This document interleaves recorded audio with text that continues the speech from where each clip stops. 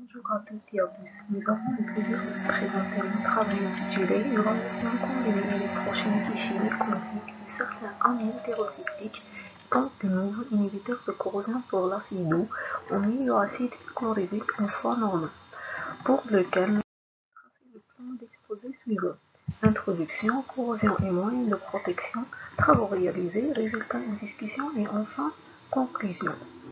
La corrosion des métaux et tapillages est un phénomène universellement connu qui entraîne chaque année des pertes matérielles. Les acides en général sont connus par leur nature corrosive pour les métaux et bon exemple c'est l'HCl. L'utilisation d'inhibiteurs de corrosion est l'une des méthodes la plus efficaces et pratiques pour protéger l'acier contre l'attaque d'un milieu corrosif. L'inhibiteur de corrosion est un additif chimique qui réduit le taux de perte d'un métal dans un milieu aqueux corrosif.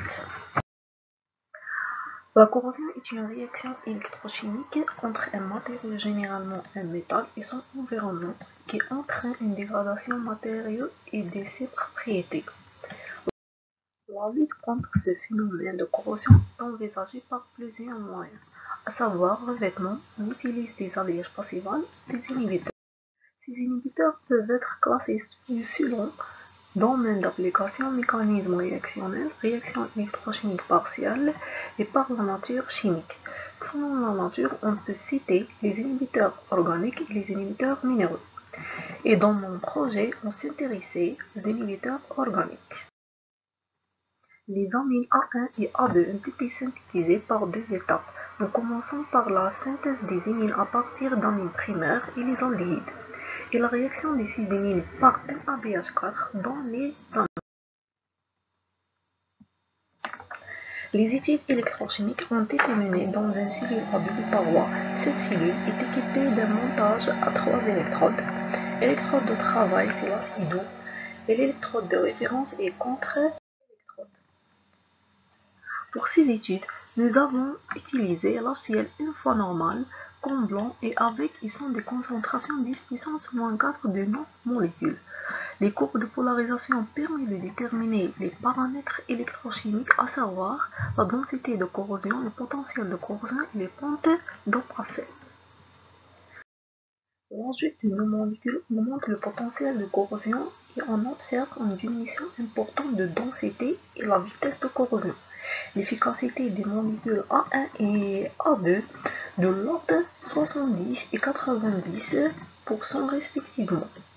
Ces résultats confirment que la présence de cycles aromatiques, le groupement Cl sur le cycle est très favorable afin d'améliorer l'efficacité inhibitrice. Pour la modélisation de diagrammes d'impédance, on utilise un circuit équivalent approprié. Il est composé par une résistance L1 qui représente la résistance de l'électrolyte et un élément capacitif CPE placé en parallèle à une résistance de transfert de charge R2 qui décrit le comportement électrique de l'interface électrode.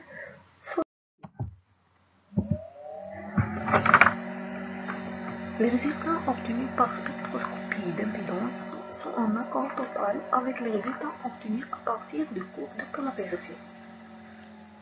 Le comportement de ces composés se manifeste par le phénomène de stabilité et de rigidité du film protecteur, même à faible concentration. On observe également à partir de ces résultats que l'amine 2 est le meilleur inhibiteur avec une efficacité 90% à concentration 0,5 mmol. On trace les termes d'absorption. D'après ces tracés, on observe une régression linéaire confirme de l'absorption de ces molécules obéit à l'isotherme d'absorption de Langmuir. L'absorption des inhibiteurs se fait par association des deux mécanismes d'interaction, chimie-sorption et physique-sorption dans le cas de l'inhibiteur A1 et principalement par absorption chimique pour l'inhibiteur A2. Pour confirmer la formation d'un filtre protecteur à la surface de l'acier pour les molécules, nous avons soulevé l'état de surface de l'acier avec et sans inhibiteur après une immersion de 24 heures dans une solution de HCl. On remarque que l'état de surface totalement modifié avec une perte de la rugosité de la surface et l'apparition des particules blanches attribuées aux levures. Par contre, en présence des inhibiteurs, un dépôt d'un film qui s'étend sur la surface d'acide. Pour faire la modélisation moléculaire, on utilisait le logiciel Gaussien 9.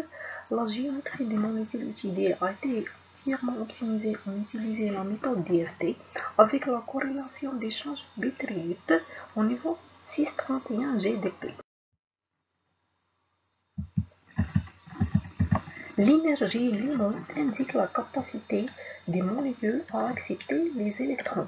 L'énergie Ion indique la capacité de donner les électrons et delta E, la bande interdite, présente les différences entre les niveaux d'énergie Ion et Limon de la molécule. La distribution Ion et Limon sont homogènes sur les deux molécules. Les inhibiteurs sont riches en électrons et sont principalement localisés sur les hétéroatomes et les doubles liaisons conjugées. À partir de la bande interdite, on remarque que la molécule A2 représente la petite carte d'énergie 4,64 électronvolts, donc il est moins stable et la plus réactive chimiquement. Le potentiel électrostatique moléculaire est utile dans l'étude du site de réactivité chimique des molécules de la réactivité comparative des atomes. Les différentes valeurs du mat à surface sont représentées par des couleurs différentes. Le rouge représente la région électrostatique la plus négative. Le vert représente la région électrostatique neutre. Le bleu représente la région électrostatique la plus positive. Les attaques électrophiles, c'est la région qui emporte des groupements H et Cl. Favorise les attaques nucléophiles, c'est la région qui emporte les atomes d'hydrogène. Conclusion, synthèse de nos dérivés, détermination des efficacités inhibitrices de nos composés dans un milieu agressif HCl alpha normal, par mesure du potentiel de corrosion, tracé des courbes de polarisation, mesure de l'impédance électrochimique. Caractérisation de surface par MED, modélisation moléculaire pour corréler entre la structure moléculaire de nos analogues et leur activité inhibitrice.